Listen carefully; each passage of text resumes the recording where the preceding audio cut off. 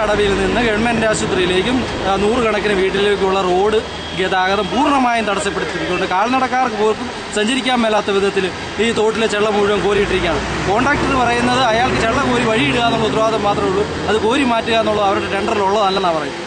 2-3 മാസക്കാലമായിട്ട് കുറുപ്പന്തറ കടവിലെ വെള്ളക്കെട്ട് മാറാനായിട്ട് ഈ കുളം തന്നെ താത്തിക്കൊണ്ടിരിക്കുക. തോട് താഴുന്നില്ല, കുളം മാത്രം താറ്റിക്കൊണ്ടിരിക്കുക, ആൾക്കാരെ കാണിക്കാൻ വേണ്ടി മാത്രം.